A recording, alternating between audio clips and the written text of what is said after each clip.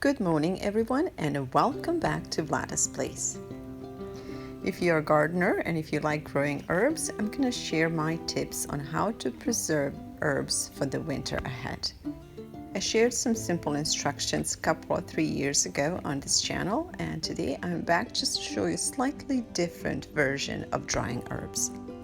Timing the harvest is very important, and usually the best time to harvest herbs is just before they flower.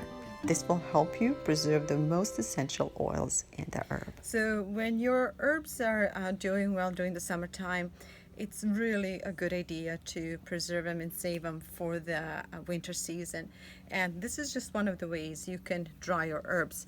I have another YouTube video that's showing you a different way to do it, but this time I'll just show you how to preserve herbs that like oregano or thyme. This is thyme, and actually this is not an ideal time to harvest it because you can see the plant is already flowering, but I was away, and if I was home I would have harvested it earlier. But anyway, I'm trying to save what we have, and I made a little bunches like this. And then what I'm gonna do, I'm just gonna get a string like this and start like here. Let's see this. Okay, and then let me just move these here, and then you're gonna lay this down, and then you're gonna make another loop like this. You're gonna put the next bunch through it and tighten it. Okay, we'll do it again. Sorry. Okay, put the next bunch and tighten it. Again, you just make a loop, get the thread underneath, put the next bunch and tie it. So again, this is just one way. You don't have to make these bunches, you don't have to dry them on line like this. You can just dry them on a clean sheet like I have shown you in other videos. But this is just a fun way, and it reminds me of my grandmother, so I'll just do it this time. And then I will use these herbs not just for cooking, I'm also going to use them to make tea. For many years I have had a very bad issue with my stomach and with acid reflux like many of us do.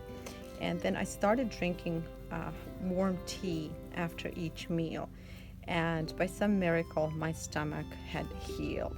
So herbs like this are good. I also use a lot of sage, so I grow and dry a lot of sage, and I drink a lot of sage tea. But a warm tea after a meal is it kind of helps your digestion, and in any case it has worked the miracles for me.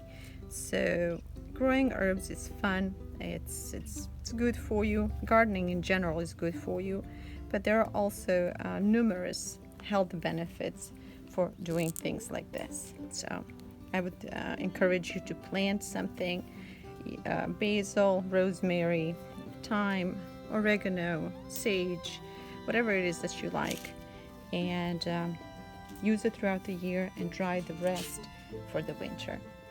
Alright, so it looks something like this, and I'm gonna put this actually in my bedroom because it's gonna smell so good, and I'm gonna enjoy the fragrance of these drying herbs while they're dry. Depending on the weather, drying part can take anywhere between a week to 10 days.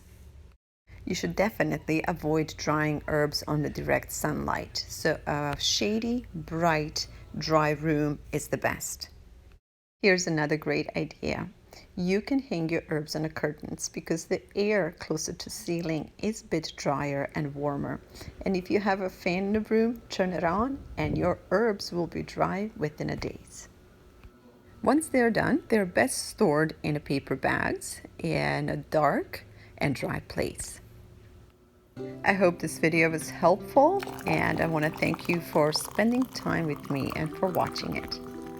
My name is Vlada Vladic, and I'm a founder of a charitable organization called VLADA'S Seeds of Life, whose mission is to help reconnect American families and communities.